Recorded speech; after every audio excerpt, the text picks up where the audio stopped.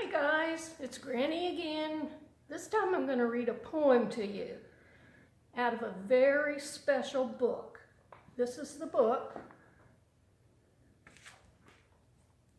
As you can see, it's pretty old and it's pretty tattered, but it's a very special book to me because it's the book that my mama used to read to me when I was just a little girl. She loved to read poems and I loved to listen to them. You might know this poem. It's called The Spider and the Fly, and it's a fable by Mary Howitt. So I would like to read this to you girls.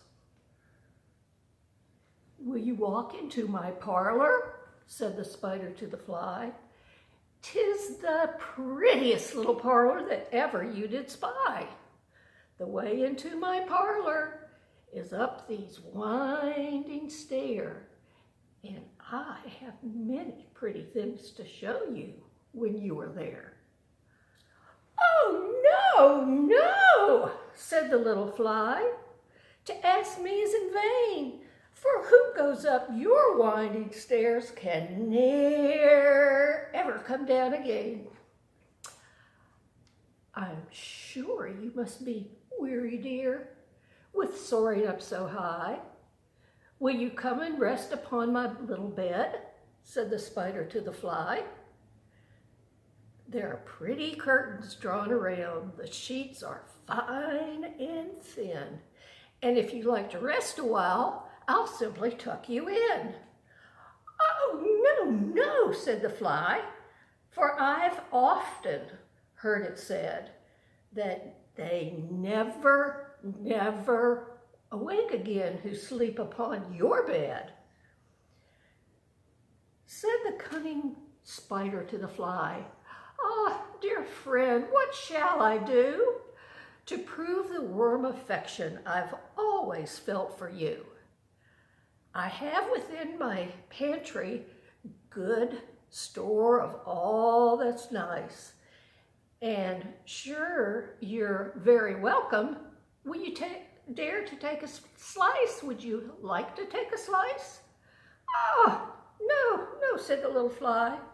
"Kind sir, that cannot be. I've heard what's in your pantry, and I do not wish to see." "Sweet creature," said the spider, "you're witty and you're wise.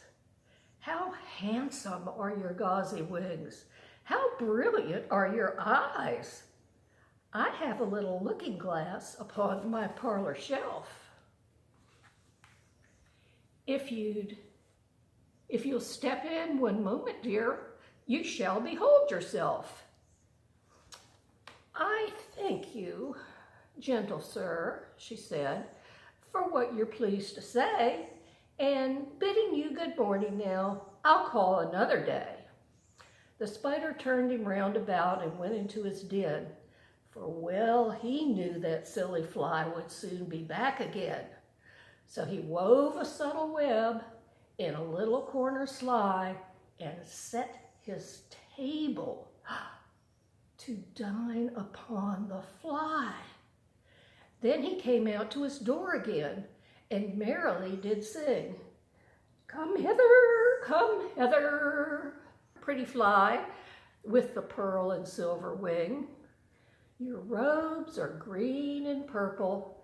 There's a crest upon your head. Your eyes are like the diamond bright, but mine are dull as lead. Alas, alas, how very soon this silly little fly, hearing his wily flattering words, came slowly flitting by. With buzzing wings she hung aloft, then nearer and nearer drew, thinking only of her brilliant eyes and green and purple hue, thinking only of her crested head. Poor foolish thing! At last up jumped the cunning spider and fiercely held her fast.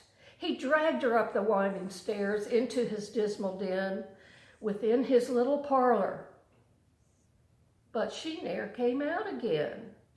And now, dear little children who may this story read, 'Tis idle, silly, flattering words I pray you never heed.